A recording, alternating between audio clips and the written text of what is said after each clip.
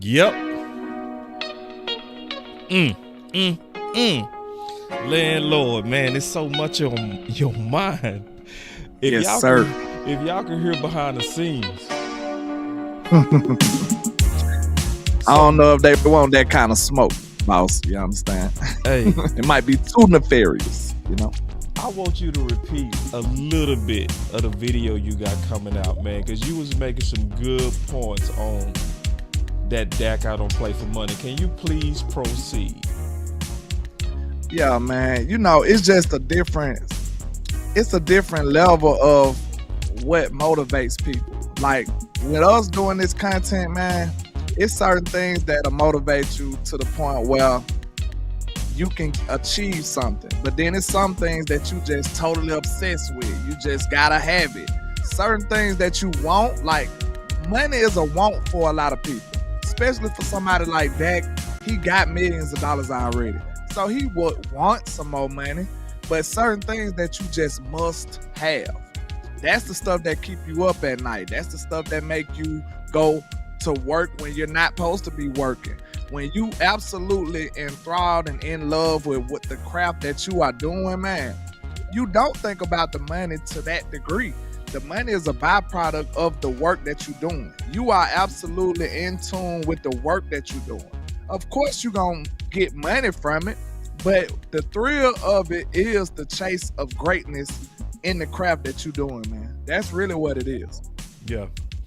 I like what you said when you was talking about, because I know when we first, keeping it real, when we first was doing the post-production behind the scenes, we looked at each other.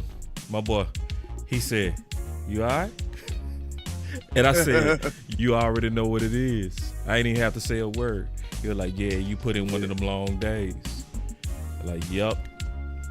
But because we love what we do, we always get energy. You know what I mean? Where it's not about the money, you know? Obviously, we love the money, and the more money we can get doing this, that's even better. But you do what you do, and I do what I do because of love. But it's just crazy how people just ready to take what he said all the way out of context. All the way out of proportion, yes. And it's sad that people move like that because you could tell they being nefarious. Like, you got more common sense than that. Yeah. For him to say money is not, he don't play for money, that means that it's not priority number one. That doesn't mean that it's not a priority at all whatsoever. Of course, he's going to want to get paid for his services. So people just try to get so crazy, like, I don't play for money, well, play for free. That sounds like envy right there. That sounds like ignorance right there. That sounds like a person who's got some bad intentions. You see what I'm saying? You're up to no good. You already know that every man. You just want to get into some semantics that don't matter. You see what I'm saying? You want to play some petty little games that we don't have time for. Every man, woman, and child, even children want to get paid. You know, you ask your son to take the trash out, he be looking for something in return. You understand? So let's quit the foolishness, stop the buffoonery. Let's just get rid of it, man. We already know exactly what the man was talking about. It's a slow news cycle. People just want to talk about something, boss. But let's get to it, man. Let's get to it, bro.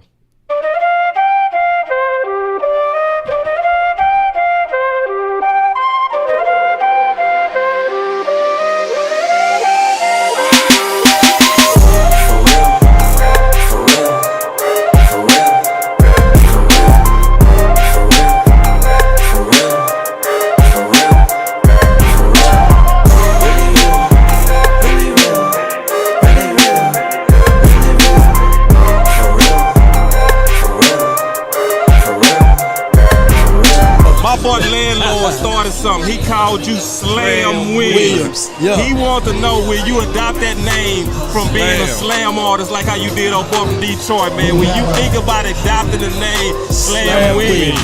Let's do it. Let's do it. You keep looking for a flip, for real.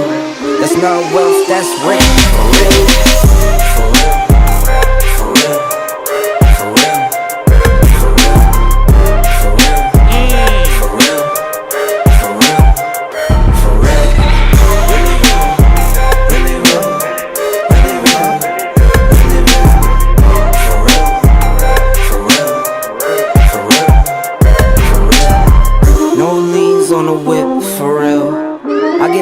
take a trip for real. Take a loss, I never trip for real. Been in shock, I'm not a lick for real. Don't trust the source on my hip for real. Make a move and you get hit for real. No pictures by the crib for real. Can't let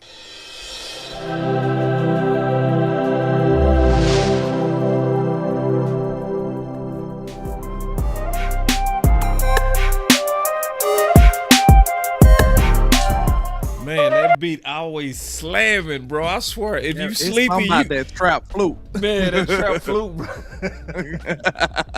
It gotta be trap because it's in the hip hop song. Man, that trap flute. That trap flute go crazy, man. Well, you know you already kick it off, man. What's your thoughts on these OTAs so far, big dog?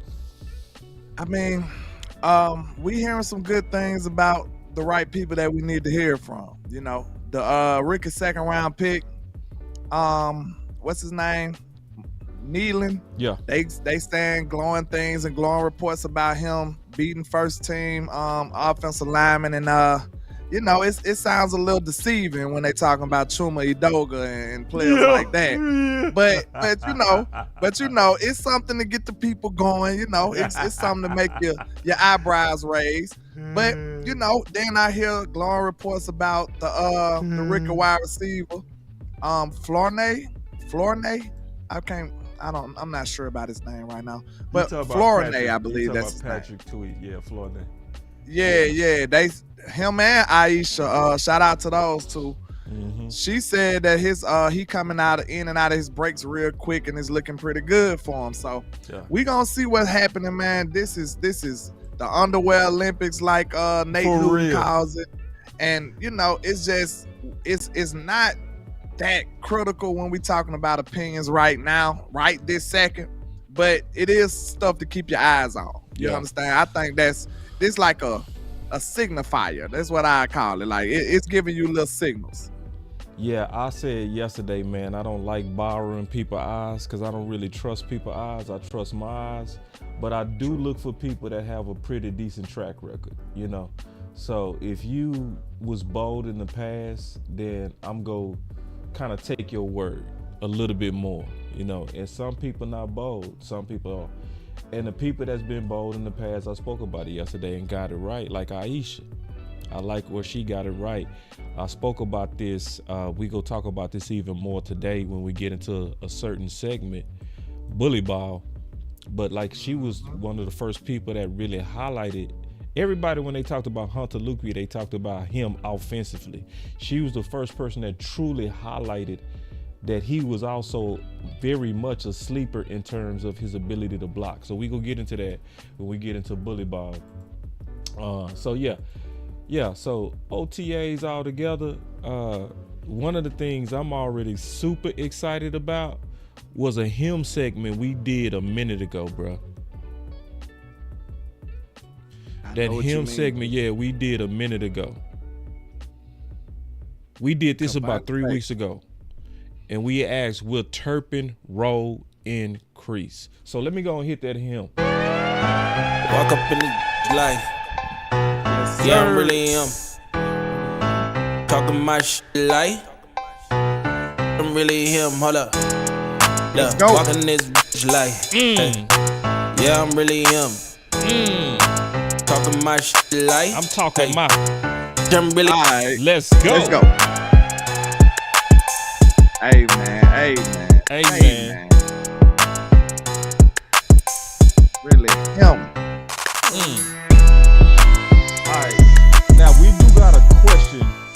I want to, obviously you play receiver. We got a question from one of the executives, K Fate. She said, can somebody explain 7-on-7? So you got that. 7-on-7 is pretty much big time emphasis on the skill position. You have no defensive line, no offensive line. Yep. So, they just going up against each other, matching wits. And, the quarterback have to be at a 3-4 second count before he throw the football. So you really want to 7-on-7 because quarterbacks have almost no count. They do a count. You right. They do the Cowboys do a count. Yeah. Right. Because they want to simulate realistic play. Yeah. But you at really least the can't, time clock in your head. Yeah. Let me try to explain it a little bit too with you. Yeah. You just remove all of the linemen, defensive linemen and offensive linemen, and it's the skill positions, the tight ends and the running backs versus the linebackers, the cornerbacks, and the safeties. So when you remove the linemen, it's called 7-on-7. The problem with that is that it simulates, and this is why I like Lincoln Riley. Lincoln Riley never runs 7-on-7. Because he said, why would I simulate perfection? So, yeah. Why would I simulate something that's not going to happen too? Right. Like, so, but I think the biggest indication you can get from 7-on-7 is probably just, how good people can cover and run routes. Yeah. Like, you can get a lot from wide receivers and DBs in 7-on-7. Yeah, concepts. You can see you can test your concepts too. Yeah, route running and stuff like that. You can see how well somebody can shadow a mirror. Yeah, in phase and out of phase for the DBs and stuff like that. Explain and in how, phase how, and out of phase too. Yeah, it's when you running with somebody, basically. Yeah. It's basically like what shoulder you choose to run, right? Yeah, like upfield, your inside shoulder. Yeah. Upfield. Yeah, upfield meaning you running ahead of them a little bit. Yeah, and then they got the trail technique where you so you'll be behind them. Yeah, which they'll do sometimes. We might be getting too technical, but that's but that's 7-on-7. It's basically like if I was a person who was trying to get any kind of indication off 7-on-7, my eyes naturally go to the receivers anyway. So, you know what I'm saying? But I would be focused on the receivers and DBs. Right. But you can see if a linebacker can cover a running back coming out the backfield and stuff like that too. But it's basically just for the skill positions. And she likely talking about where No C put heavily targeted 7-on-7s with that. So Turpin basically was targeted in the 7-on-7 section of the practice.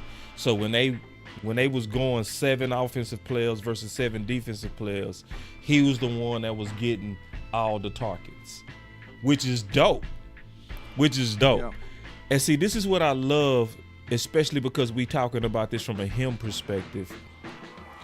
We asked 3 weeks ago, will his role increase? And Henny and I talked about that Monday. So as an ex-receiver, I want to get your thoughts on that, Lan. Turpin is one of the people that I really want to see a lot more from, because in his very limited time that he was on the field, he had some great production. Turpin had some great moments out there. He had some long runs. He had some clutch catches. Turpin actually got some possession catches, like some 50-50 balls that people forgot about. I just looked at the film. He caught one in the Eagles game, in the red zone. Kept us afloat, got us a first down, and we scored a touchdown on that drive. So, and it was a high ball. Like Dak, I don't know what made Dak throw it that high. Turpin went up and got it, and took a big hit. So, he do a lot of stuff that's underrated, man. Turpin a little tough dude. So I really feel like he could get more involved. But, if we push Turpin to get more involved, it'll kind of take away from something else we discovered that we mightn't have to do. Because if we talking bully ball, what we'll talk about later on, that fourth receiver gonna have to share some reps. Yeah. Or he can alternate with the third wide receiver sometimes, or the fourth wide receiver sometimes. Yeah, K-Faye, she said, I heard Turpin didn't drop a ball. And shout out to Skywalkers and No C this morning, who went more into detail. Ooh, it was exciting to hear, bro. It's one thing to read a tweet. It's another thing to hear your voice, where I can hear the excitement and how he explained it. Because when he was talking about him on that deep ball, as a receiver, sometimes you go catch that deep ball because it's just so wide open and you just kind of by yourself. When he really explained it, it was the fact that it was contested. And he said that he caught a contested deep ball and got 2 toes down. I was like, That's skills right there. Man. I think people forget that Turpin a football player, bro. Yeah. Like in high school, Turpin did everything. In college, he did a little bit of everything. USFL, he did a little bit of everything. Like, he is a running back / wide receiver. He can do it all, really. You know what I'm saying? He really can. I love how you said it, bro. A football player. Go ahead. I didn't mean to cut you off. He's a football player. Yeah, I was just about to say, it just depends on what his workload could possibly be at that size. That's the only thing that's concerning. But I know it could be better than it was last year. Yeah. But before people go off of the rails and start dogging out Mike, remember, Kellen didn't give you nothing. He gave you no Turpin. It was just return Turpin. It was return man Turpin. Man, y'all better clap it up for Landlord. Ooh. Just saying. I'm just saying. Oh, man. And hit him with the Rick Ross. Hey, I'm just saying. Because people forget where we come from. You know what I'm saying? And Turpin, of course, we trying to add him into the game plan, into the scheme slowly. I feel like we could take it up a notch. I know he probably deserved a little more snaps, but I don't know if they questioning like me. How much can he actually hold up at that size playing full time in the NFL? You see what I'm saying? So they probably just like, I'm going to sprinkle here, I'm going to sprinkle there, I'm going to sprinkle here, sprinkle there, but they just did it a little too little, in my opinion. Yeah, a little too little. A little too little. Yeah. But you know what feel good right now? When the fan base, the content creators, the coaches, and the journalists are on the same page on Turpin. Yes. That means we all. If you got eyes, right. Boss, that's my point. Listen, I'm telling you, I know you watch film. Yeah. If you got eyes and you watch Turpin come off that line of scrimmage, bro, shit, you can't help but notice him. He pop off the screen instantly. You like, he going 0 to 60, bro. So like, and I know receiver is more than being fast and quick. Exactly. But I'm telling you right now, it's certain routes that you can use with Turpin that's, a caveman can do it. What Geico say? It's just certain routes that's gonna work. Drag routes, fly routes, post routes, a quick little whip route. You can run them out the backfield with a Texas route. Like, can't nobody stick with Turpin in those situations. And, we might just have to take a little piece, a little fragment out of Andy Reid's book. When it got to the red zone, he started being real arrogant with Tyreek Hill back in the day. Yeah. He just like, we finna do anything we want to with Tyreek Hill, and you just can't match us, bro. You see what I'm saying? Like, can't nobody on your team keep up with this dude. So we finna expose you to the degree where your shortcomings gonna equal a touchdown for my offense. That's what Andy Reid did a lot of the times in the red zone. So we could actually use Turpin a little more in those situations as well, man. Shout out to Mike McCarthy, man. Shout out to Mike McCarthy for simplifying the offense, getting rid of the calculus and the trigonometry that was under Kellen Moore, where your playmakers can hit the field. I mean, I just want to take some time and just shout out Mike McCarthy going into year 2 of his offense. You know what I mean? Yeah. Thanks. See, we are all now excited for what we seeing because this man had the vision to strip away all those goofy option routes where your receivers had to literally read the defense on an NFL quarterback level, So, yeah, I'm glad that dude over there at Philly. Now, I did want to show one thing, though, that I thought was a perfect comment. It came from Keystone. Shout out to the OG Keystone in the building. I think this is a very good comp right here, bro. Yeah. And what's so crazy, he more explosive than Beasley. Yeah. He more explosive. Yeah. He's Beasley. I still don't know if he the route less runner opportunity. Yet. Nah. He ain't He might crafty. be. I just don't know. I'm just being honest. I don't know if he as crafty as Beasley. Right. Because it's a gift to have that type of footwork. You got to understand the coverages and the leverage of what you're trying to manipulate within that defense. So I don't know if Turpin been on his on his books as much, but we'll see this year. You know what I'm saying? And you got to understand the defense you're trying to manipulate. Right. That's why it be little sudden moves that Beasley used to do, and now he just wide open all of a sudden. You're like, wow, look at Beasley. He just jumping out the screen. He the first person open. You see what I'm saying? Yeah. So it's just gonna be the little nuances within the offense that he gonna have to learn to be able to manipulate it. I do have a concern, bro. Let's hear it. Politics. Well, that's something you can't escape in life. I had to find out the hard way. It's everywhere, unfortunately. Yeah. Just so you saying, yeah, Tolbert gonna get him? Could get him. Because the guy that's the truly anointed son is Tolbert. The guy that's the bastard, the up-and-coming bastard, is Turpin. And you know what we do? It's the same thing, low-key, that happened to Cook. We kept hearing about Brandon Cooks all during the offseason, right? All during the OTAs, all during the training camps. And then when the season kicked off, we start seeing Michael Gallup getting the targets.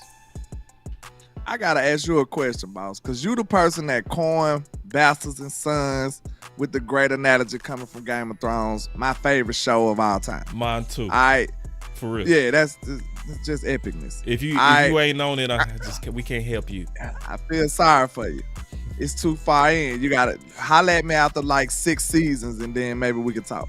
I think they'll be addicted after season 1. No, I'm just saying that they'll have you got it. You can't talk to me until be able to talk on that. Yeah, you know what? You can't even talk to me until you get to the red wedding. The red wedding gonna change your life. But I want to ask you this. With your Bastards and Sons analogy. Yeah. Do you think one of their risky swings wouldn't be competitive to one of their sons? Talk to me. That's a good question, I feel like. Talk to me. Turpin he's a big swing. He's the nobody's seen this but us. You see what I'm saying? Yeah. Anybody could have had Turpin off the USFL roster. The Cowboys was the smartest guy in the room when they brought him over here. That was one of them Stephen Jones. Look at us. We discovered Kavontae Turpin. We discovered Brandon Aubrey. You see what I'm saying? Yeah. That's one of those, I'm the smartest kid in the room. Which one you think feed to their ego more though? Because we know they ego driven. Come on now. We've been knowing the Jones for a while.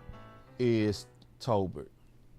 He feeds to their ego more. I think what happened with Kavontae is Kavontae did it the old school way, where you win the crowd and you win your freedom.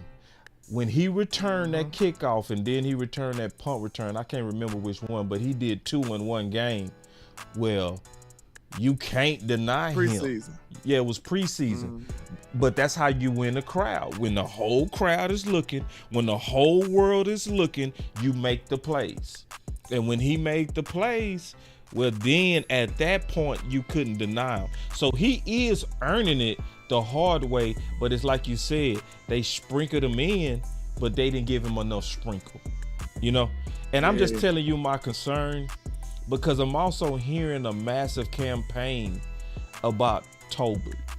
It's a lot of talk about Tolbert, but what they was saying is the guy that was actually making the plays was Turpin. The guy that Dak kept throwing to was Turpin. The guy that was winning on one-on-one was Turpin.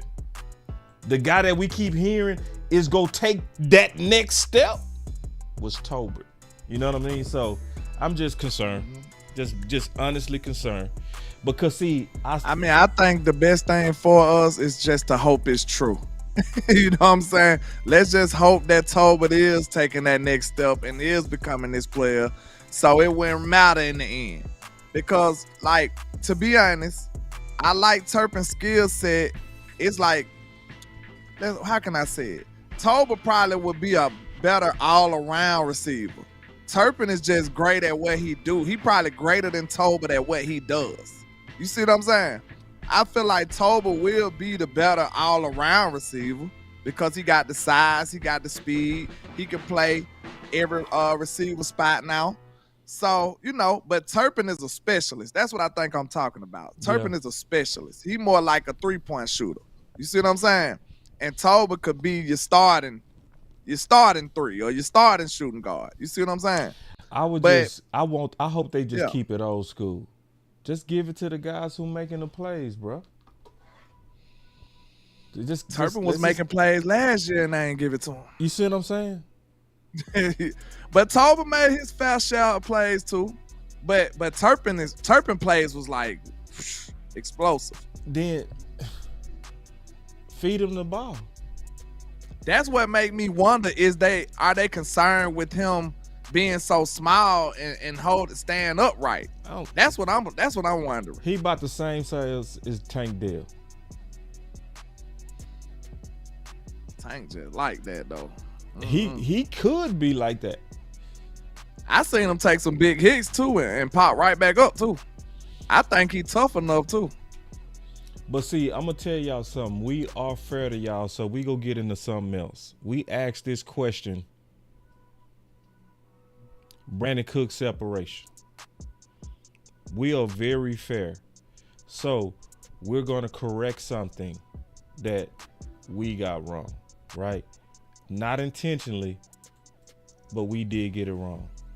We talked about Brandon Cook's separation, right?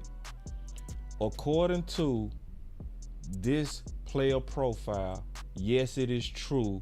According to this profile, that his average separation is 1.6.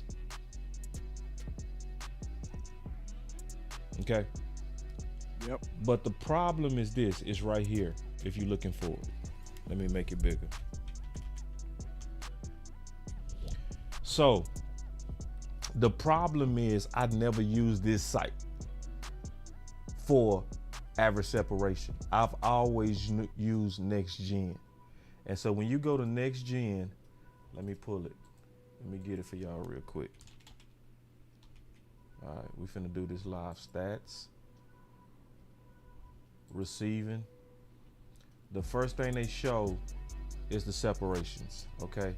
So I'm gonna put in Dallas in the search bar. So the first thing you see is CeeDee Lamb is 2.7, okay? Which is decent. That's good. That's not great, that's good. not elite. That's pretty good. But that's good, okay? That's good. That can definitely work with that. Then if I go down to Jake Ferguson, he 3.3. Look at Zay Flowers, my God. Yeah, I'm gonna actually go through some of these, man. When you go through some of these ball separations, I like this Zay coming out last year, man. Man, it low key piss you off, bro. It low key. I'm gonna show you something because I asked about one of these guys last week and I found up something that pissed me off, bro. Look at Kincaid. Kincaid going crazy. Cal Pitts 2.4. That ain't bad. But that's bad for tight end. See, because the other tight ends, they getting, and I always said Cal Pitts don't separate people. Hey, well, boss, you hating him. Now I'm telling you, he don't separate. And that's the main reason I ain't like him. You know what I'm saying? So they got Brandon Cooks up there at 2.6, look like. Yeah, he too. Oh, you found him? I passed him. Yeah, he right though. He right though. Go back down. There he is. Yeah, 2.6. Which is decent, you know. And that's remember, pretty good. Remember I said that's what I thought he was. Like when I was going from just, the top of my head, I thought he was 2.6. So that's way better than what we thought. You know what I'm saying? Now, we didn't get it wrong on purpose. We got it from a legitimate source. The problem is this source obviously measures it different than Next Gen. Next Gen has always been my reference for separation. But man, look what I found, bro.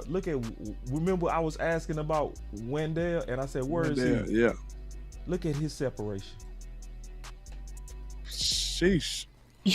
Dude, a 4. And Daniel Jones just throwing it in the dirt. Ain't that something? Man, look. And remember I asked about him. I said, man, because we talked about the receivers 3 weeks ago. And I said, and I had him on my sleeper list as a top route runner, you know? And I was like, man, where did he go? This dude, this dude is averaging Landlord 4. That's crazy. So let me. I wonder what Tank Dell was. I ain't look, but let me. You know that he's a route runner extraordinaire. He 4 is outstanding. He 2.9. Tank. Yeah. Dang. That's still good. 2.9 is good. It's good. It's good for a rookie for sure. See, that coming out the gate at 2.9. Quarterback is. You feel me? Mm-hmm. A quarterback with 2.6 and up can make it happen. So this is what I'm gonna do. Let me do a search real quick, a sort for separation, so we can look at the highest. Look at this, bro. Random Moore 4.5. Dog, that's going. Look at Rice. He damn near half a first down. And they don't look at Rashee Rice like that. So is that the scheme or is that him? Sometimes you got to get these boys the ball. You feel me? Because they getting the separation, you know? So hold on real quick. I'm just looking at a couple of these as they stand out. Debo. What Debo is? He had 3.7. 3.7, bro. That's pretty damn great, too. That's fantastic. At his size. Yeah. At his size. Zay Flowers 3.7. Look, they going crazy. And we should have. I knew we should have went after Jerry Jeudy. Look at Jerry Jeudy, bro. Man, people dog me out when I talk about Jerry Jeudy, bro. I just gave up. I get tired of arguing with people, bro. 3.6. Y'all gonna listen to me one day. Y'all gonna listen to me one day. That's a whole arm. Man, that's a whole arm length of separation. Could you imagine? This is what I want people to do. Don't think about Jared Jeudy, the receiver. Think about Jared Jeudy with Dak Prescott. Right. Bro. That's a different dude, bro. That's a different dude. Yeah. Somebody said this, and I thought this too, bro. Real talk. I did think about this when I saw this. He said the Debo one is scheme. I did think about that. I just asked y'all about the other guy too, didn't I? Rashee Rice. That might be scheme. Yeah. They don't look at him like that. Yeah. But he was damn sure open a lot, wasn't he? And it could be scheme. Because these are per target. So sometimes the scheme could affect your targets and your openness. You know what I mean? Just what it is. But look at Miami. They got two guys with 3.3, bro. They got your route running got a lot to do with it too. Yeah, your route running. Not saying your ability to run routes. I'm talking about the routes that they got you running as well. So that got something to do with it too. Yeah. And Tyrone Church say Mike Fisher keeps saying Tolbert has arrived. Yeah, I just want to see all the reporters who out there saying that. See, like I said, I had to realize one of my beefs with Brandon Cooks, and I had to take a step back. One of my beefs was he didn't fit the description of what I like to see out of my receiver on the outside.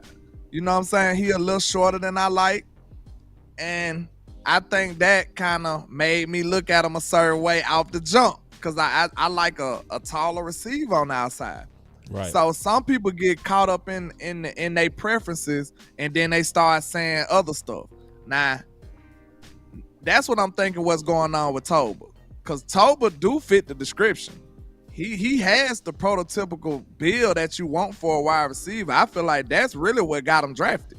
You know what I'm saying? He fits the description, and he got his weight up. You see what I'm saying? Yep. So he looks the part. That's what I'm saying. He looks the part. Now all he got to do is show that he's capable of what we thought he was capable of. Right. So now he's showing them some signals. They like, oh, he's ready. You see what I'm saying? Yeah. But somebody who don't fit the description, they could be showing you that they ready. Need I say Turpin? He don't fit their description. So now it's looking like he all right. Yeah. You see what I'm saying? Oh man. That's what happens. It's preference a lot of the times. It is preference. It's preference. you know. And everybody does this now, so don't think this is exclusive to me or to the people who evaluating the other stuff. Like everybody got their preferences. You fur, bro. That's the thing I rock about you, bro. Like, and I feel like I'm fur, bro. Like we came in here and we banged on Cook over that separation. Did more research, and both of us openly came back and said it was a discrepancy. My bad. You know what I'm saying? This site is correct, but it's not what we usually reference. So he's actually 2.6. You know what I mean? Yeah. So, and is anybody gonna throw stones at us for that? No. I mean, we could have never said nothing else about it. Yeah, we could. Because like I tell people, right? Even though I have strong opinions with the K, opinions about how I feel about Brandon Cooks, I still want. I always let y'all know I'm not in the business of bashing this man. That's not what I'm trying to do. I'm trying to make sure our team is aware of the dangers ahead. I want to know for a fact if he's not capable of performing in these big games and stuff. I want to know right now. Yeah, you know what I'm saying. I want to ring the alarm right now. I don't want to find out in January, bro. I don't. Right? Ain't y'all sick of that? See, when I it. start making these cases, bro, I'm not making the case for the regular season. Because Right. I know a lot of people looked at my takes like, oh, Landlord got us winning 13 games. How he been crying out this offseason? I'm preparing for the boss fight. You see what I'm saying? I'm preparing for what's been stopping us all this time. I'm not talking about no regular season stuff. We always do well in the regular season. I'm talking about when the rubber meet the road. You understand? That's what I'm talking about. My boy said, I'm talking about when the rubber meet the road. My boy said, guess I'll put the stones down, boss. Hey, look, I'm telling you, bro. I know when somebody go against the crowd, when somebody bold enough and love this team enough to say some unpopular stuff, and that's going against the crowd, I know it sounds crazy and it makes you mad. But just know, if you hear from me, I'm doing it out of the love. I'm doing it out of honesty. I'm doing it out of something that I actually researched. You know what I'm saying? I'm not doing it just for clicks and views. Right. I'm trying to warn everybody about what could be coming ahead for this football team. That's my goal. I just want to win. I don't want to be looking mad in January, bro. And then you know what make you mad even worse, boss? You've been doing this longer than me. You know what make you mad even worse? When you sit up and you knew the dangers, but you didn't speak them, and then that's end up being our demise. Yeah. I couldn't live with that. I can't live with that. Yeah. I can't live with that. Yeah. I wouldn't be able to sleep with that right now, bro. I'm sorry. I couldn't do it. I couldn't do it. So that's why anything I see that's wrong with this team, or I feel like is wrong with this team, or could potentially hurt this team in the future, I gotta call it out. I gotta say something about it. That's just me. Yeah, and see, I'm finna listen. Look at this. Any news on them safeties? I'm finna tweet all these reporters right now. I promise you, I'm finna do it right now. Finna do it right now. He said all of them. Yeah, I'm finna hit them all up, bro. We need to get an update on them safeties. You know I'm gonna do it politically correct, but like for real, we need to know what's up with them safeties, because the safety room is too deep, and we need to know what's going on with Bell. I'm cool with Dak and pictures of Zeke back and them, you know. Trey Lance versus okay, we need to know what's going on with the safeties, like for real. So I promise you, I'm getting ready to tweet that. Let me finish the show first, but I promise as soon as I finish the show, y'all gonna see that tweet go out, you know, for real. Some of them might answer, but what I'm gonna more so say is, on the next practice, it's a lot of people that follow my channel that want to get an update on them safeties, you know. So if you think about it, please give us an update on that. Like for real. You know what's a crazy situation with that though? When you think about it, Marquise Bell just went from a guy taking one for the team and starting at linebacker to potentially not being a starter at safety. Where is he gonna be? Yeah. You think he gonna move out Dono? You think he gonna move out Malik? That's why I don't know. This a strange situation right here, boss. That's why the world want to know, man. That's exactly why situation. That's why the world want to know. You know what I'm saying? I definitely want to know. That ain't fair to that young man. That's what that syndrome called. That Byron Jones syndrome. Oh, let's go. That might be what it is. Let's get into it. That might be what it is. Let's have that talk about the Byron Jones syndrome. Let's talk about that. The Byron Jones syndrome. Now you coined that. I don't know this the first time. Yeah, you coined that, so break it down. Okay, of course. It's almost self-explanatory, but if you know the history of your team, the recent history. Byron Jones, we drafted him as a safety, and we played him we drafted him as a corner, right? And then we played him as safety. So we thought that we had an all-pro safety. We was going off the measurables because he blew the combine up. He did all kind of astronomical stuff at the combine. So we wanted to convert him to a safety. But come to find out, he wasn't that great of a tackler, and he didn't have the safety attitude that we wanted. Then we put him at cornerback, and then now next thing you know, he's an all-pro. So basically, the Byron Jones syndrome is, of course, you taking a player and using him the wrong way. You know what I'm saying? So it's players on this football team that has the Byron Jones syndrome. So who y'all think it is? Who y'all think it is? Good question. We could go ahead and give it away because I don't like suspense. Yeah. Izzy. Yeah. Chauncey. Mm-hmm. Bell. Yep. And there's one more. The Lion. Man, you gotta hit a sound effect on that one. Good grief. Let me hit a sound effect on that. Good grief. Let me hit a sound effect on that. Oh man. I need a real one. Also, real quick, I do want to give an update on the Lion. I did have a talk with a source who was telling me that that's close to Micah, that him missing is basically him sending out a signal, which I don't have no problem with. Basically a contract signal. So I just wanted to kind of talk about that. We could talk about that later, but we'll come back to that. We going back to this Byron Jones syndrome. So yeah, that Byron Jones syndrome, man, it can do some damage, man. Cause see, that's why I want to know about them safeties, man. Like, cause you hinted to that. Like, you had Bell play good, but now did the Byron Jones syndrome mess him up where he got to reset and show us and prove that he's actually a safety? What's your thoughts? It's crazy. It's finna be crazy because now he don't have a leg to stand on in the linebacker room or in the safety room. Plus, he don't have a sponsor no more because you got a new defensive coordinator in the building. So it's a strange situation for Bell, man. We know he's a capable player, but how you gonna get him on the field? You like what Malik Hooker did for you last year. You love Dono as a strong safety, I believe. I know I like him as a strong safety, a box safety. Dono is good in that role. So, like, are you going to at least they should give Marquise Bell a fair shot to earn that spot. And I would play him as strong safety. I'm thinking that too, bro. Yeah. I would play him as strong safety. Give him a chance to actually win that spot.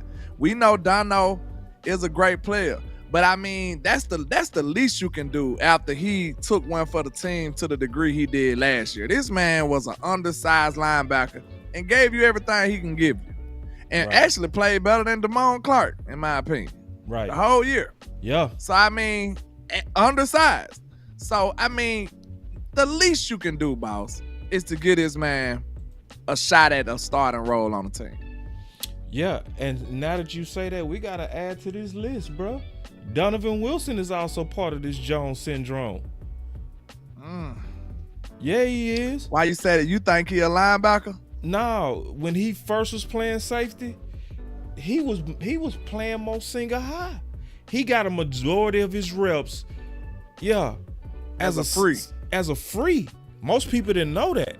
And when he was coming down the hill banging bars, he was at I was free. just about to say, when they seen how big of a hitter he was, it's like they were like, hey, we're gonna move him to the strong safety. Like they seen him when he hit that boy Cook. Yeah. They was like, yeah, we probably need to put him on at strong safety. He gonna hurt somebody. I think You that know was what I'm Dan saying? Quinn being cute. Not cute. I need to, because that was what he was doing. He was being creative. What's up, Bird, man? My boy Hannick in the building, man. What's happening? OG. Boy played for the Chargers, man. He was a dog. You know what I'm saying? But yeah, we need That's to add up. Donovan to the list, bro. He was somebody else that's suffering from that Byron Jones syndrome, bro, to where you can get so creative that, and these guys are good football players, so they adapt to where you put them, but was it their natural position? Because you was also talking about Chauncey. Chauncey, yes. Man, I feel like Chauncey could be a monster if they put him at defensive end, bro. Like, he been a defensive tackle since he been a Cowboy, but he played defensive end. Yeah. He reminds you of a tank, bro, at Iowa. He was a strong defensive end. That was his biggest attribute. You know what I'm saying? He was overpowering dudes, and he was a little technical with the way he liked the pass rush. So you take that strength advantage away from him and put him in the middle against bigger players. You know what I'm saying? Now you kind of neutralize what his biggest feature was. Yeah. So like, they doing them wrong, man. I really feel like Chauncey could be a dope defensive end. But hopefully Zim might unlock it. Zim might be like, hey, Chauncey. But we so thin that defensive interior though. They just might force him in there. So I don't know, man. I really hate it.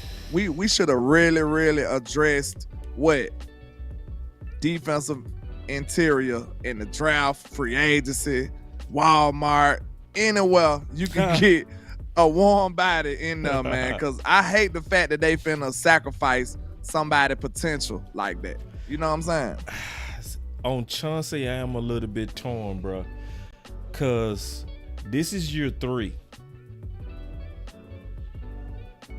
And nobody cared about David Irvin until year 3. Nobody. You know? And I want to see what he looked like. I want to see what his body looked like, you know? I want to get some pictures from them reporters, you know? Because DQ made him gain weight. Go ahead. He did? Yeah, DQ made him gain weight to be a defensive tackle. Yeah. That happened a couple of, at least if it went last year, it was a couple years ago. Bro, they never gave him a shot at defensive end. Like, never. Now, do he go over there sometimes? Of course, because they like to do stunts and stuff like that. But like you said, if you watch the film, bro, Chauncey flash all the time. All the time. When he on the field, Chauncey be doing something good. And he be winning his one-on-one matchups too. Yeah. But, I think if you right. watch it, I ain't lying. Go ahead. I think you're right. I think Zimmer might unlock him, especially in that 4-3. I think Zimmer might unlock him. My boy Hannick say, what we go do? We go win 10 to 13 games. We go win 10 to 13 games. We probably go deep in the playoffs too, but it really all depends mostly on if we go get some shoes. When I say shoes, I'm talking about defensive tackle. So Izzy, let's go through Izzy, bro. Which one's sadder, him or Marquise Bell? Shit. Man, There's hard. some unfortunate situations right hard, there, man. There's some unfortunate situations. Go ahead. I ain't mean to interrupt you, but I'm just thinking about, like, you know what I'm saying? What these kids got to go through. That's a good question, bro. That's a good question. Bell is worse. Bell is worse. You like? And I'm gonna tell you why Bell is worse. I had to think about it. Because everybody hype on Israel because of one game. True. Now he did play epic in that game, but it was one game. Bell played all 17 things. And he now got and he now got to start over.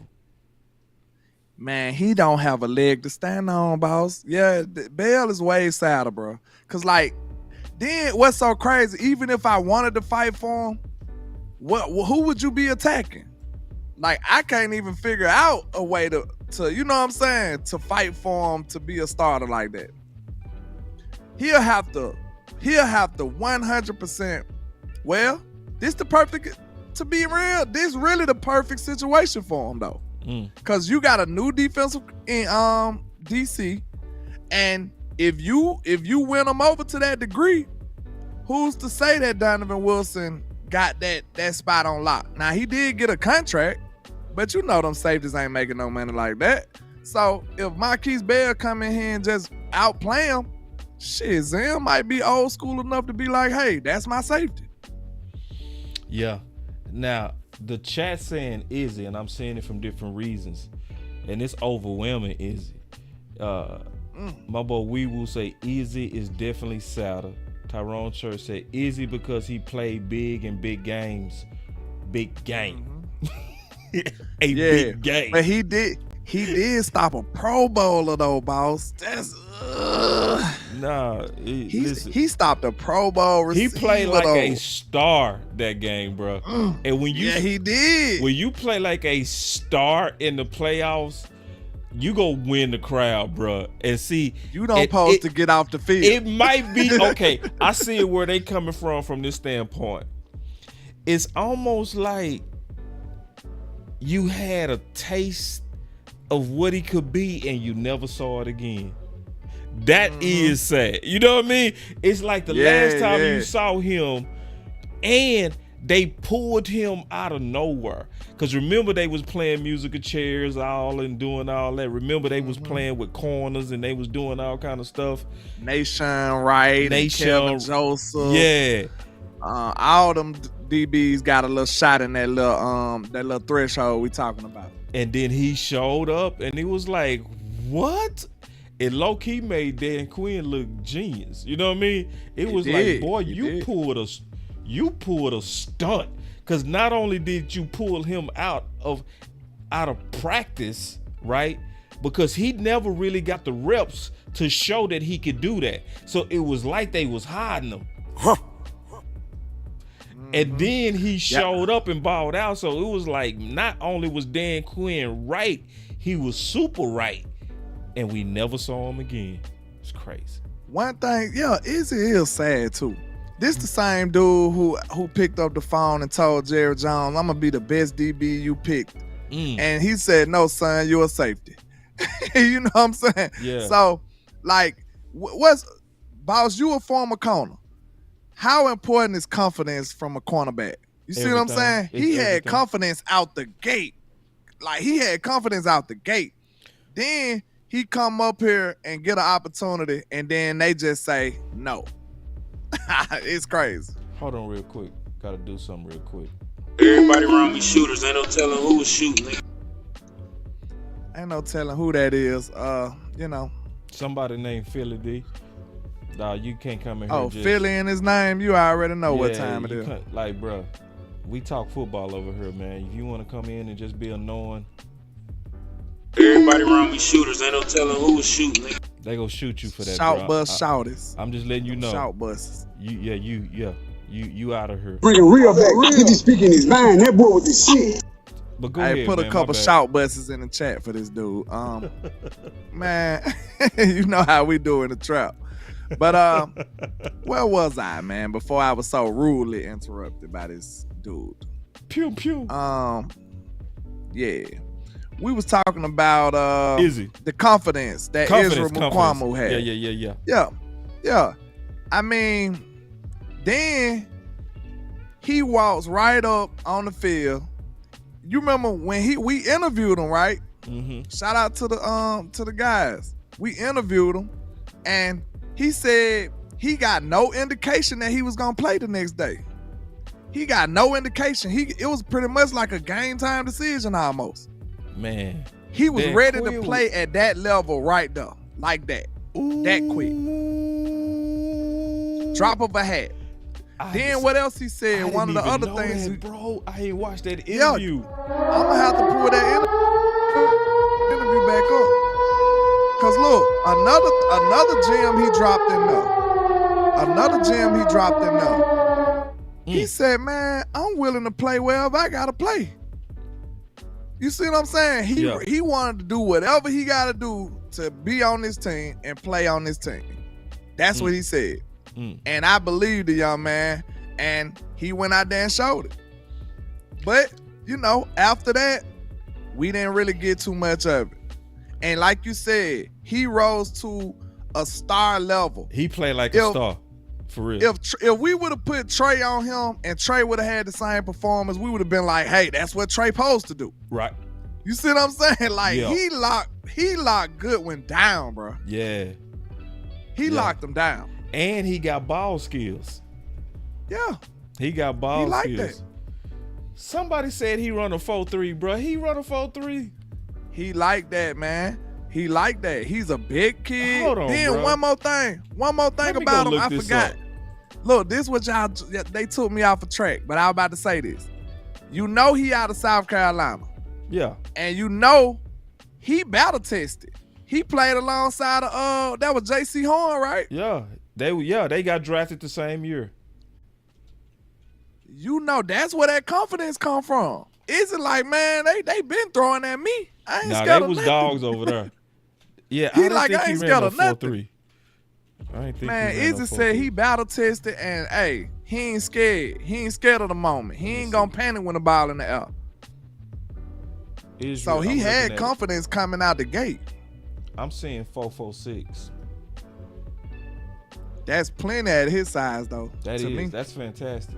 I thought he was slower than that. Man, is it like that? I just want to know, if you keep him at corner, he might be a dope boundary corner. We've been having him in the slot, using him as a big slot and stuff. He run a 4.4. How tall is he? 6'4". Oh, we tripping. That's bro. crazy. Why is he not a boundary corner, boss? With that size running like that? I just realized today that a lot of people they say boundary corner different than I do. When they say boundary corner, they saying outside corner. When I say boundary corner, I'm talking about the actual boundary. So yeah. Hold on real quick. I'm researching this dude 40. I'm trying to make sure that's right, bro. God. Yeah, he's like that now. God. Man, we tripping. If he run a 4.4, yeah, I got two sources that saying the same thing. 4.46. He like that, man. God dang. With all the confidence in the world, step right on the field on a random call. No heads up. I'm gonna have to pull that clip back up now since y'all probably forgot or y'all missed it. He said that he got no heads up. Hey, he said they called him and they was like, I ain't hey, gonna you lie starting though, today. bro. I ain't gonna lie. Low key, my favorite out them two though is still Bell, bro. I'm sorry. Hold on. I think Izzy just won me over. I think he got the same birthday as I do. Man, I'm rocking with Izzy. No, hear me out. Let me tell you what really won me over, bro. Go He ahead. broke Dallas on. He a dog. We said, oh, he old school. He could have played with us. He could have played with us. I'm talking about he broke that dude arm. Man, Dallas gotta try to stiff arm him. He literally took his arm and dropped him and fell on it. I said, God. That dude got up with that arm. Look, his arm was like this. I said, ooh. Say, you talking about warrior, bro. Woo. In the Paris, for real. See, and my boy say, James Ruff say, Izzy my favorite. See, Izzy a dog too. He a dog. Like, I loved him when I watched him at the Chargers practice. Mm-hmm. When they had that practice in preseason, bro. He got a pick on this dude. Practice. Yeah, that joint practice. He got a pick on this dude and he mugged him hard. I say that's my type. See, I'm old school though, man. I like them dudes who got that kind of warrior kind of like I hate the opponent mentality. You know what I mean? Yeah. See, both of them dudes got that. Both of them. Yeah, you right though, bro. You need to put that on a shirt, bro. That Byron Jones, syndrome. Yeah, it's wasting right now, bro. It is literally wasting. Let's talk about Micah Parsons. So you feel like, I know you felt like he's a prime candidate for this right here. Elaborate a little bit on it. He the one to where actually the Byron Jones syndrome might make sense, right? Because he's multi-gifted. He's not gifted it. He's multi-gifted, you know? So moving him around is actually an asset, you know? So, but the real question is, how does he fit Zimmer? They burning us on them lights. They burning us alive. So we got 159 people on my channel watching with only 94 likes. So usually it just take a reminder. Like, I learned that we don't really have a lot of lurkers. We just got people that need to be reminded. Y'all hit that like button. Yeah, man. Y'all hit the like button for your boy, man.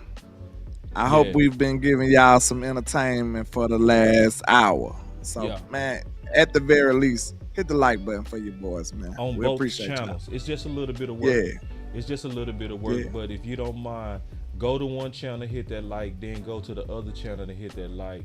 That way you pushing up both of the channels, you know what I mean, and this particular content. Because this is a real conversation that a lot of people not have. This is an out-the-box conversation that need to be had, right? Because especially because we're in OTAs, and we got some guys that's going through this Byron Jones syndrome that could affect our future. See, because I would hate for some of these guys to go away and be a dream for somebody else when we already had them. You know what I'm saying? Facts. But going back to Micah, I'm pretty sure y'all got them likes up by now. Yeah, he is playing multiple positions, but he kind of got it like that too. Yeah. You know, we got an argument, not an argument, but I got a way I feel about versatility. If you ain't great at one thing, don't be versatile, okay? You know what I'm saying? Find something to be great at. Then you move on to other stuff. You see what I'm saying? Yeah. You try to do so many things at once that you don't accomplish nothing. Right. So Micah is great at pass rush. And then he move on to do other great things. You know what I'm saying? So, because you got to think, it's a thin line between being versatile and being a tweener. It's a thin line. It's like right there on the threshold. What's the difference? We got to fight. We got to fight. We got to fight on this. Oh, you don't like it? No, I like it. I just want to kind of add to it. It ain't a big fight. It's just a counterpoint, just a slight one. I think that's also what messed them up with Dan Quinn, is keeping them in one spot, because now you could key on them. But when you moving them around, and it also depends on what you got them doing when you moving them around. So if you moving them around for him to pressure, that's good. But if you moving him around for him to play other positions, that's bad. Like, I don't want him at linebacker on passing downs, dropping back, playing zone. Yeah, that's goofy. Goofy. We need to let him pass rush. Get after the quarterback. You know what I'm saying? So, so that's why I say it wasn't a major pushback. But it is. I see why. And then the way Zim is talking, Zim is basically saying we want to use Micah Parsons to get people to overcommit to protections, so we could also use him as bait to open up other places. Because he said for him studying DQ wasn't even talking like that at all. He wasn't even talking like that. He was just blitzing Michael and sending Mike off the edge. Man, it was so many wasted rushes and stuff. Like, I didn't mean to jump in, but you spoke to me then, man. Because if he using them as bait, that's what you're supposed to do. Right. When they over count for Micah Parsons, now you opening up doors for other people. Right. You see what I'm saying? Yeah. And then he was saying stuff like, I'm gonna create one-on-ones and I'm gonna run stunts on that other side. Mm-hmm. You know what I mean? And then when it's Micah time, he go overload his side. But he got a lot of different ways he go mix it up. You know what I mean? So even though he kind of gave it away, I kind of wish he didn't say it. It's still gonna be hard to know what he doing because he gonna have so many switch ups for you. I can't wait to see that because I think my boy Slam finna go crazy too. Like I hear people talking, I'm telling you right now, Slam finna go off. If he earn his snaps, Slam finna go crazy. I can see Zam making him go off. This is probably the comment of the day. DQ took 2 years off of Curse with. I think he ruined him. He was nowhere near the same when he came back. Nope. When he separated that shoulder, nope. He was done. And see, that might have been the best thing ever to happen to Marquise. You know who else said it? Go ahead. Who? Chauncey. Yeah. When he interviewed on Tuck Channel. Yeah, it was like, man, you playing in that box? And I knew it. I say, bro, man, that's why I cut for Bell, bro. That dude said yes when everything in his mind had to be like, hold on, I got a button. I got a perfect button. Everything in his mind had to be like, oh, hell no. And he still did it for the squad. You feel me? No, God. No, he God, took one for the team. No, yeah, and played good. No, man, you gotta find a position for a dude like that. I'm sorry. I think both of these players got some good cases, bro. It's just sad. It's just sad for both of them. That's what my conclusion is. I want to go back to that Micah though and talk about because you know he been missing OTAs, right? Yeah. So I want to kind of talk about that. You know what I mean? Because I was saying yesterday that it looked bad, right? And I still stand on that it looked bad, right? Especially when you have younger players that I want him to be an example to. But from what I heard today, right?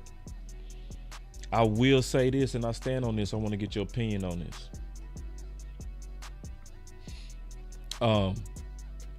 I will say this, and this to me make all the sense in the world. Micah Parsons, don't play no games, bro. Don't send no warning shots. If you pull out your pistol against the Dallas Cowboys, you can get killed. All right.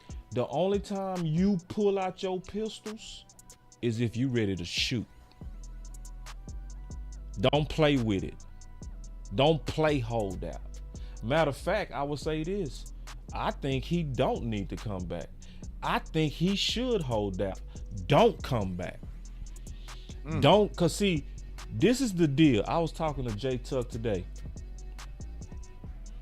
Bro, you know how insulting it is for D. Smith to get paid and Micah gotta wait? And they was drafted together. Yeah. How do I not take that as disrespect?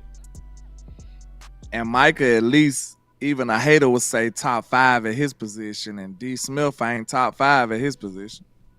D. Smith, you would probably say top 3. I'm just being, modest. Yeah. Yeah, even for the haters. Yeah. Yeah. Bro, now you gotta pay me. D. Smith got paid. No, I need to get paid. Yes. Now don't play shoot. Like, and this is the thing. Cowboys, what y'all doing? You made CeeDee Lamb wait. Why you making Micah wait? What's the deal? What's the deal? What he gotta wait for? What he gotta wait for? Huh? Don't come back, Micah. What you coming back to OTAs for? Man, don't come back. Don't play shoot. Shoot for real. Yeah, shoot. Because if you shoot, guess what? I got your back 100%. I'm built like, yeah. Don't come back until they pay you. Yeah, I totally get what you're saying, man. I just hate that it have to come to this. You know what I'm saying? Exactly. If this was a normal team, I would be all the way against this. You know what I'm saying? Yeah. But if you want to get paid in Dallas, bro, you just got to do some desperate stuff. Right. Or some desperate measures. You just got to. And like you said, everybody who acted with urgency got paid before other players. But look though, just like you said, you want him to be here to be an example. Look at the examples that they had. The players doing the same thing because they had to. Zach Martin was about to do one. Tank Lawrence threatened with a surgery. He did and got paid. You see what I'm saying? Yeah. Like you really gotta consider Don't play this stuff. shoot. Like you just said, Dallas don't understand. See, this the stuff that piss you off. Dallas don't understand what they doing to the culture, bro. They don't understand what they showing us. Right. Because if you don't pay these players who deserve to be paid, now they see other players got to do some more extreme stuff to get paid. What you think they gonna do? Yeah. They gonna follow suit. They like, oh, this how we gotta play ball with Jerry Jones. Okay, bet. Yeah. They seen Zeke go to Cabo. Well, bro, they seen all of this. Yeah. They seen all of this. If y'all would have had a better example that, if y'all was like Game of Thrones reference, if y'all was the Lannisters and y'all paid y'all debts, we wouldn't have to worry about this. Hey, look at this, But y'all bro. don't do people right. Look, I didn't mean to cut you off. No, keep going, bro. You cooking. Ooh, you cooking. Keep I'm going. just saying, man, if they would have been, if they had a reputation like the Lannisters, bro, and we all knew they paid their debts, we wouldn't have to worry about this. But now everybody got to know when they coming into negotiation with the Joneses, they already know it's finna be a battle. Like the battle of the bastards. Yeah. You know what I'm saying? It's finna be a battle. You they gotta already come know in ready this. to shoot for real, bro. You can't play. My boy, Your guards up. Archer Lee say Micah got them gun fingers up hollering, pew, pew. It's a 22. Who know about that? Pew, pew. It's a 22. Man, you gotta shoot, hey, if bro. you know, you know. Yeah, don't come back and then he gonna do a press conference, bro. You finna look worse. You finna listen. Man, I can't like that. I gotta take my life. cause you know what? People ain't gonna know who to believe, bro. They ain't gonna know. And then who got the media on their side? Jerry and them. So you gotta make it clear what you're doing. Make it clear. Like this is what CD Lamb doing. I'm not coming back until I'm paid. Everybody clear? Any misunderstandings on that? Any questions? Yeah. Cause see, on that, you right. They wrong, bruh. They are wrong. Now, you know how wrong it is not to talk to their representatives? Like I said, I'm glad you said that because you was like, Micah need to be here to show the way, basically. Show the young players the ropes. They seen Mike and them got shown the ropes by everybody else. Right. They seen what happened. Yeah. This is the reputation that the Joneses is building over the years. I need to show them young bulls them ropes. Look, all your players gonna come in with this type of energy. Remember that because the Joneses like to play hardball. Yeah. Everybody coming in here with their guards up. Yep. Everybody coming in here masked up, and they already know they gonna have to fight to the death just to get the money that they feel like they deserve. Don't play shoot. Shoot. Crazy. And listen, and I'm gonna have your back. I'm gonna have your back 100%. And I'm gonna fight anybody who tripping at it. If I hear anybody tripping, if he really fighting for his dough, oh yeah, I'm gonna fight you. I'm gonna be like, oh yeah, I got a problem with the Jew homeboy. No, they not talking to his representatives. So he's supposed to be out here working out where he could break an ankle or a weight could fall on his knee or he can get in a car accident. Yeah, right? No, bruh. No. I got one body. I'm gonna be young one time. What are you waiting on? Don't play with me, Dallas. For real. And it's the thing, I think he got the nuts to do it. I just think he gotta do it. And I would do it now. Man, no, why you gonna make me play on a 5th year? Like, you gotta watch me some more. Who else like me? Man, who else is like me? Who else got my upside? Who else could you just throw at defensive end with no reps? Who that freakish? Where you draft me as a linebacker and then Tank get hurt and then you just throw me out there and I just make hell on all these quarterbacks. Who is built like me? Pay me. I ain't mean to go off, bro. You know me, bro. I be tripping. Hey, I feel you though. I'm on the same type of time. With me, bro. It makes sense. Don't play with like me. It get personal after a while. Yeah. And like Micah, the caliber of superstar that shouldn't have to go through that. You know, man, it is what it is. Pay me now. And I want them boys. I want y'all to get tougher, bro. That's why I was happy when I thought him and CeeDee Lamb was like, I ain't showing up. I was like, I'm proud of them boys. You know what I mean? I was like, man, I'm so proud of them, man, that they really learning how to do business in Dallas. That they learned from Zach Martin that you got to play tough with these boys. Because all that nice guy. Zeke Elliott. Man, say, yeah. But this is the topic I can't wait to get to.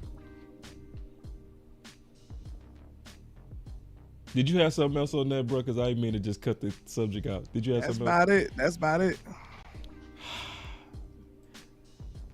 Landlord hit me up with this today. Bully ball. Yes, sir. Go ahead, bro. I was just thinking, man, why everybody else zigging, we can zag. You know what I'm saying? And if you look at our division, what did Philly do with their first 2 picks? Corners. They drafted 2 rookie corners. Mm-hmm. So they thinking we finna throw the ball, right? They thinking we finna throw the ball. But look what we did. We could be on that type of time, y'all. Because look what we did. We drafted 2 O-linemen. You know what I'm saying? We double dipped that O-line. And we brought back Zeke. So, I mean, could the Cowboys be wise to go against the grain, against what the NFL doing? Who was the first team to do that in modern times? Like, you know, out of the last 5-6 years, boss, if you think about it. Philly? I'll say the 49ers. You know what I mean? Yeah, because you did say first. You said first. The first. Yeah, it was the 49ers. They went against the grain, and do you know how effective and how dominant they was? Man. All the little linebackers and stuff, they couldn't do nothing with them boys. They just like, hey, man, they got it. They got it. You want answers? We could be that team to run that personnel. You have one wide receiver, CeeDee Lamb. Then you have 2 tight ends. You have your 5 offensive linemen. That's 8. Quarterback, 9. Hunter Lipke and Zeke. Boy, that's crazy. Who want to go up against them boys? Man, that's bully ball. You can't handle the truth. Who want to go up against them boys in a short yardage situation? Not even to mention what damage Dak could do off of play action, sir. Not to mention the damage Dak. Who was better than? It ain't many quarterbacks better than Dak off play action, bro. I think people forgot that. I think people forget how dangerous Dak was off play action. Check this out, bro. Let me play this for your thought on bully ball. This came from Mike Marks last year on 105.3 The Fan. Check this out. Let's get it. Coach, how would you approach the running game in today's NFL? Well, I think they've done a really good job of spreading things out. The one thing that I do know is I watch the draft and everything over the last 10 years. Those linebackers have gotten smaller, looking at more athletic guys.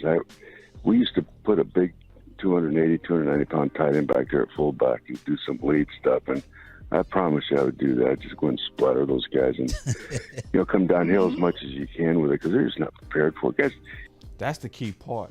He said because they're just not prepared for it. Because I'm going to talk about that some more. Hold on. The defenses, there's too many system type things and not enough details I would really play Smashmouth downhill with big guys and make him play it.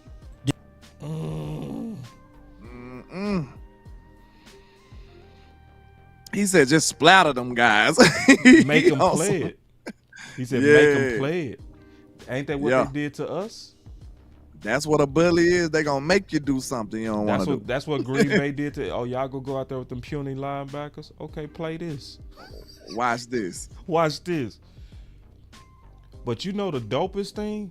We are truly built to be bullies. And then just like somebody in the chat said on my side, they was like, you can still throw out that formation. You sure can, because you got Ferguson, possibly John Stevens Jr. on the other tight end, with CeeDee Lamb still on the field, with Zeke in the backfield.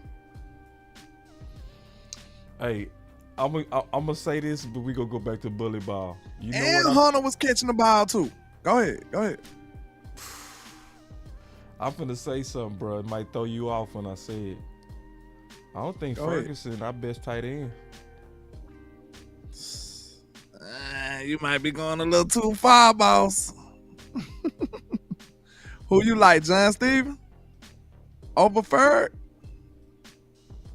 Oh, Brevin Ford. Minnesota. I think Brevin Ford and John Stevens got more upside. I'm gonna do a video on it. I don't know if people gotta trust me on that. I gotta see more. You know why people gotta trust me on that? Why? Because I was the one who said what Ferg was gonna do. I put it in my book. You know what I'm saying? Before he ever was with Dallas. Ferg himself said John Stevens got more upside. Out his own mouth. I'm afraid of the politics at tight end too.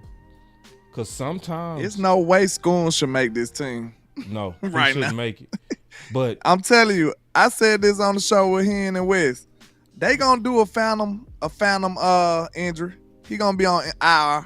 That's the only way you can save face for him. I'm glad you changed the subject, bro, because I was ready to get into that.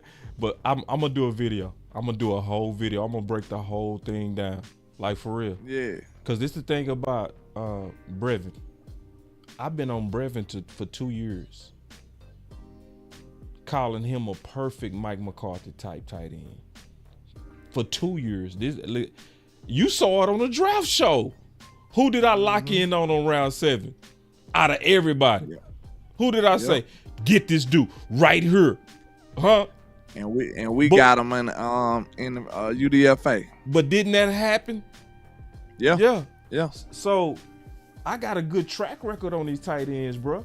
Like for real. Like, hey, and Brevin, he got more upside. I'm just being honest. He does. Now, this is where Ferg separates.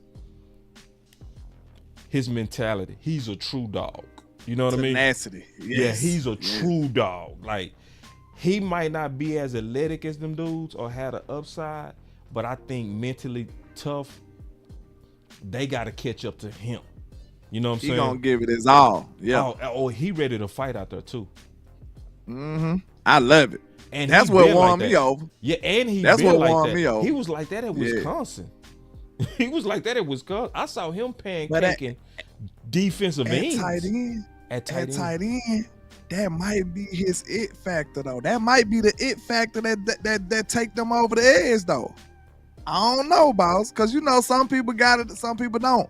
Tight end is not a glamorous position, bro. It's kind of dirty. You almost an O lineman, low key. You a mix between an O lineman and a wide receiver. You know what I'm saying? So like that's not a glamorous position like that for real. Yeah. Because look, depending on what offense you in, you might have to block 90% of the time. See, depending on what kind of offense you in. This is what I said about Ferg when he was coming out of college. I say he's low-key like Jason Witten. Oh, people laughed at me. Are they laughing now? Nah, he had a great year last year. Yeah. And with a slow start. I said it before he was drafted. I got a good track record on tight end. So if I'm telling y'all these other two got more upside, they do. They do. That offense, listen, run that 12. Run that 12. I got off topic. Let's get back to bully ball. I'm going to make a whole video about it. Because people sleeping on this dude, bro. Hunter Lipke. Yeah, in that bully ball. See, he the key to the bully ball. He the key to it. Yep. See, look. Hendo ain't going to be good enough. Go back to that play. See, you need somebody that's going to hit somebody right though. He tried, but he just, he going up against a defensive end though. I'll throw him a bone. Who you talking about first? Hendershot. Oh, right Hendershot. Watch 89 at the top. No, that wasn't that play. That wasn't the same play. You need to, okay, I got it. It might have been this play. This play. Yeah. Yeah, Hendo tripping. Yeah, Hendo, you tripping, bro. Hendo, he a little too light in the behind right now. You really want none. Yeah, you got to bring some, bro. Yeah. Let me look at my boy School, because you got all your tight ends out there, so you can compare all of them. Okay, let me look at School right here. Let me see the difference. Let's see School. School tripping too. He ain't want no smoke either. School getting He tossed ain't want no smoke right there. He came out the line like he ain't want no smoke. Good eyes on that, bro. Good eyes. Hey, but this is what I want to show right here, bro. For bully ball, with the vision you talking about. Wow. Okay. And this is a rookie. This is a rookie lead blocker. This is what people got to realize too. When is the most effective time you want to be able to bully ball somebody? First down. Not only that, in the fourth quarter. Oh, yes, sir. Oh, my God. You done already landed all your body blows. Now you mean to tell me y'all finna put this heavy package out there and have to tackle Zeke? Man, I feel you on this bully ball. Man, my question is, are we too West Coast finesse for bully ball? I just hope we can pull it out situational. You know what I'm saying? And make it work. Look. Yeah. I think Mike's smart enough to use it situational, man. I really do. I really do. I want to see him. Team. Some games, I want him to do it first, not second. Yeah. I'm serious. You know what I mean? Some games, I want them to come out right. Like going against the Browns. Man, do this out the gate. Then you need help with your rookie left tackle. You need help. This is a good supplement right here. This is what you do with the rookie left tackle. Bully ball. Let them go run some people over. Yep. Let them go downhill on Gary. Yeah. With tight end. Look, you see that block? Pass, bro? You see that block by Hunter? Say, bro, they got, man, Hunter go open up some holes. Y'all been saying y'all want to get physical. Look at that. Let's get physical. Hey, shit. Man, that boy's he removed that young man. Man, he pushing ball. And this is a rookie. Point A to point B. What is he going to be like in year 2, bro? Look. Ooh. Oh, yeah. We can work with that. We can work with that. I love what you're talking about with this bully ball, bro. I love it. Yeah, man. Now, we need to do exactly what Mike Mark said. In the passing league, yeah. Then I told you. And then it's still dangerous from the pass perspective as well. You still can pass. You can still have some packages where you do play action. CD, Ferg, John Steven Jr., Zeke out the backfield. Hunter can catch the ball. Everybody still can catch the ball. Right. Yeah. Yeah. That's a lot of versatility right there and a lot to prepare for if you're a defense. I would love to see more people on .coms and the people that talk about football. I would love to see them talk about this more. You know, instead of just Dak, you know, and let Trey Lance. Your team is truly built now. Yeah. Because even Hoffman, as much as people want BB to play over Hoffman, we all can agree Hoffman will get down and fight you, bruh. Yeah, like, he feisty. Yeah, he feisty. Yeah, yeah. yeah, and he got a podcast called The 8th Round. I love the fact that even TJ Bass was on there. TJ Bass was just on there. You know what I'm saying? And them boys are competing for the same job. I like Hoffman, bro. I see why they like Hoffman. Me too. Yeah. I just gotta see him do it against the competition, but mentality wise, the way he go about his approach to the game, yeah, sign me up. Like it's just certain characteristics that just, you know, it's always gonna be in players that have success. Yeah. I feel like it's just certain stuff that just, you know, the results be successful. I have a couple of clips I want to play, man, if you got some time. I got a little more time. All right, we go this now since you said a little more.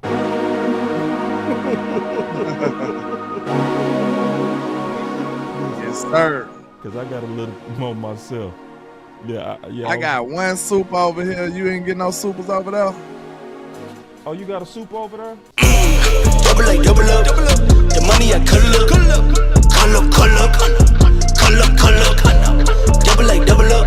The money I call up. Boss Land. Super chats. Okay. And it's the guy Philly D. So I didn't even want to, like, you know, read this, but I just wanted to acknowledge that he paid his money like a clown to say some stuff.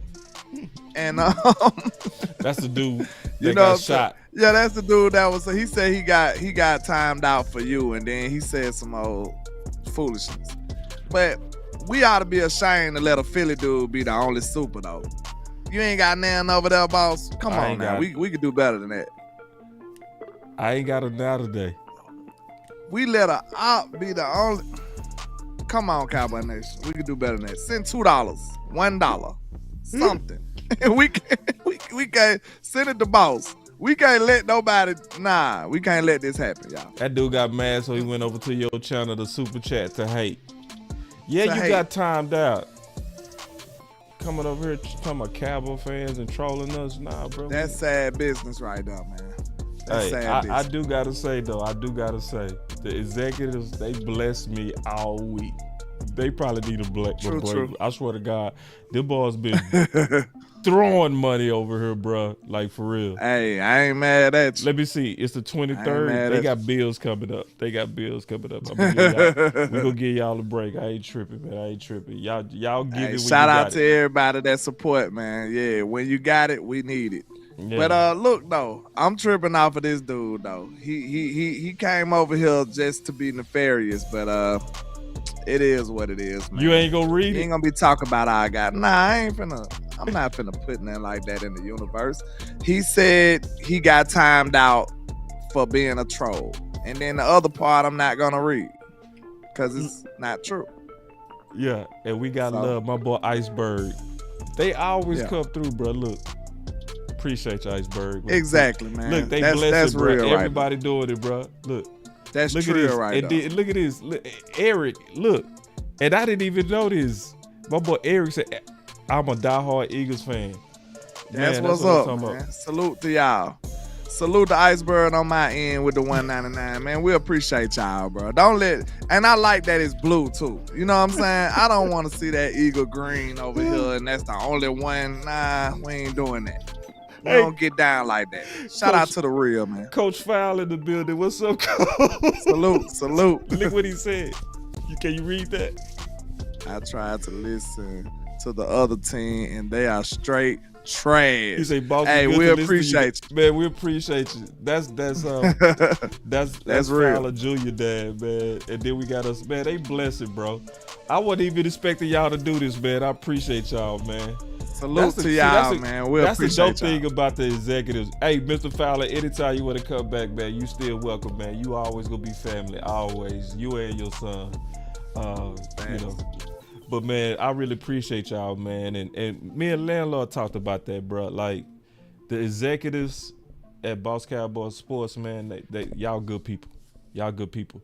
Cause y'all blessed landlord last time. You know what I'm saying? Just blessed. Yeah, y'all looked out. Y'all looked out when he asked her when I came to Dallas, man. So I appreciate y'all too. I know my schedule been a little erratic, so I've been trying to get back on one, man. But I do appreciate whatever people do. Y'all know we still trying to get the training camp again this year. Yeah. So hey, donations will be, appreciated, man. We appreciate y'all. And some people like to do it in secret. So let's give them our cash outs. You know what I'm saying? Some people don't like to do it all in the public. We got us another super chat, man. They blessing like crazy, bro. They blessing you over there, man. That's what's up. Man, y'all dope, bro. The cash out is y'all the real MVPs, man. Cause we gave about 2 hours. We almost at 2 hours, man. Yeah. 2 hours of the time. I hope we entertain y'all. Quality, well thought out, great graphics that Boss do, man. This stuff is not easy. So we dedicate some good time in this. Hey, they going crazy over there. Man, salute. I really love y'all, man, for real. Hey, shout out to Robert Vance over here with the $2 super on my side, man. I appreciate y'all. Y'all keep super chatting, bro. We're gonna keep on talking. Hey, he said we're gonna keep it up then. Hey, you wanna give him one more topic, bro? I'm telling you. Hey. Look, they still giving, bro. Look. Say, listen, it ain't gonna stop either. Listen, tell them to come on, swing my way. They love what we do, bro. For real, they love what we do. For real. I ain't gonna lie, man. I would love to stay, but I've been working all day. I ain't even ate yet. So hey, this how important the content is, man. I gotta make sure I do what I do. Nah, I'm with you. And just like you said when we started the show, man, we do this out of love, man. You know what I'm saying? We do this out of love. Like, I literally got off work. I ain't even ate yet. Yeah. You know what I'm saying? And I put in a long day myself. I swear. When landlord came in, what was I doing, landlord? What was I doing? over there about to nod off. The grind is real, man. Hey, you can't help but respect that work. And then you get energy. Then when you get off the live, you crash. Back to sleep. Go right back to sleep. So let's go ahead, man. Also, man, we appreciate all y'all super chats, man, and salute, filling man. up y'all some real.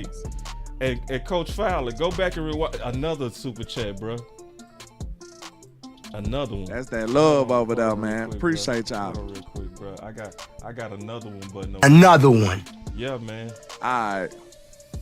And and he said I got 4 kids. I don't have to cash, but I hit the likes. Hey. That's cool, bro. Hey, that's and I ain't got no problem it's currency with that. As well. Hey, that facts. And the way you watch the whole show, that pay us too. I just want to let y'all know that for people that watch the whole show, we get paid off that too. You know what I mean? So you can pay out with the cash, or you can pay with your eyes. Most of y'all pay with your eyes, and we appreciate that too. And I appreciate y'all, man. Nobody ever feel bad. Because we appreciate you anyway. We don't want you to give it if you ain't got it. I promise you that. You know what I'm saying? At all. That's not what we doing. So, but man, we appreciate you. Salute. Hey, I might have to clip this one. This was a good one right here. No, this show was dope. It was dope. That Byron Jones syndrome hit so hard. Yeah. Ooh. Yeah. And bullet ball. Woo. Those are topics that people ain't really talking about, but those are very important topics. I also tweeted out all them journalists already. I did. I sent that tweet. Yeah, we got to see. We got to see what's going on, man. Marquise Bell in danger. Yeah. Somebody said that? I'm saying it. Yeah. Shit. Nah, I need to know what's going on. I need to know what's going on with that rotation.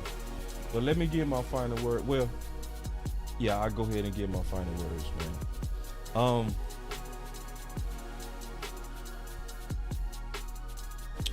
I'll say this, man.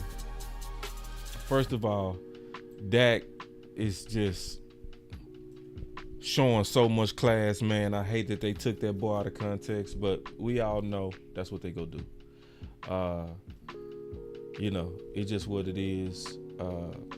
I am happy that Turpin is getting his juice and his shine.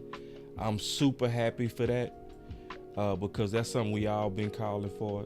Landlord and I talked about that, man. We got another super chat. Man, I appreciate y'all, bro. Y'all are the dopest in the world, bro. I mean that, bro. I really mean that. Y'all are dope people. You know what I mean? The way that, my final word is this. This, and I mean this. We got us another super chat. My final word. They going crazy over there. That's what's up, man. I'm glad they drowned out the Philly dude, though. I ain't gonna lie. I'm happy they drowned out the Philly guy. Yeah, cause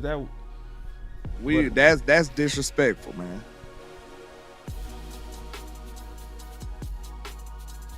I want to say this. This is my real final word, bro.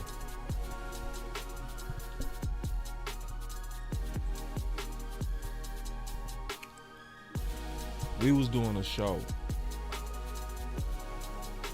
and one of the brothers, he might not want me to say who he is, so I'm not gonna say who he is. But his father passed, and it made me think of you, Landlord, because he came back he came back and he put in a comment, and he said, "I'm sorry that I missed the show. My dad died." But he felt so committed to the mission of what we all do that his dad died and he still felt sorry about missing the show. And I thought of you, Landlord. I'm dead serious. I thought of you, bro. Landlord told me this. He said, "Boss, what we do is way more important than content." He said, "I want you to know, for some of these people, we helping them stay alive." Straight up. He said, "Some people need what we do. We help some people get through their day. This is bigger than content." Absolutely. So, I'm gonna be all the way honest with y'all. I ain't never told this story. I have never said this publicly, what I'm getting ready to say. The only reason I'm doing content about the Dallas Cowboys is because I was going through a depression. I was in a dark place, and the only thing that was getting me out of it was when I would talk about the thing that was the purest to me, and that was football. I was in love with football since I was 6 years old. I lost $500,000. I lost a marriage. My kids was not around me, and they was around me at one point every day. And football got me out of depression. Talking about football on Facebook. And when I would write my thoughts, I would feel better. And one day, I put out a story about Kelly Moore at 6 a.m. And West Coast hit me up. I didn't know who he was. He said, "Bro, what are you doing?" I said, "What you talking about?" He said, "You are wasting your talent." He said, "I've been reading what you've been writing. You write well. And you should be a blogger." I said, "What?" He said, "You should be a blogger. You would get paid." He said, "I tell you what, I'm doing a show. I want you to come." He ain't knowing that I was fighting depression.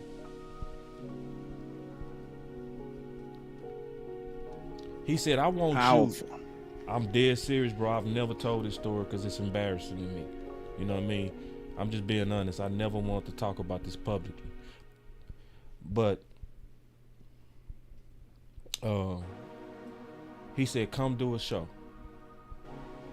And so I came and I did a show with West Coast. And at the end of the show, he said, bruh, I hate doing shows by myself. He said, you seem like you really love football. Let's just do a show once a week and see how it goes. We immediately start doing shows 4 times a week for 2 years. Dang. He had no idea that at that time I was fighting mental demons, and that he was literally pulling me out of that. So when I saw my brother go to that chat and say, my bad, my dad died,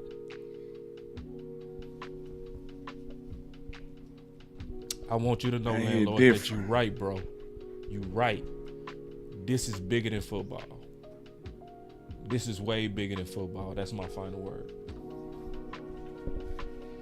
Yeah, man.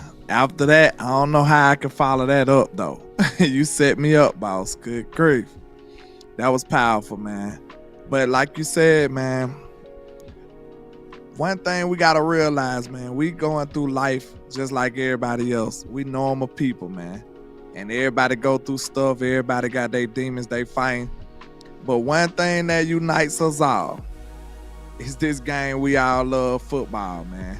Yeah. The Cowboys. You know what I'm saying? When we can gather in front of a TV on a Sunday and all our problems go away. Yeah. Just, if not just for an hour or two. You know what I'm saying? Yeah. You forget about all the worries that you had in the world and you just looking at a game. And that's just what's so special about this game. Like, it's a microcosm of everything that we have in the world on one team. You know what I'm saying? Different races, different personalities, different everything. And it all comes together to make something special like this, man. And it unites people all over the world in different ways, man. This is not just a game.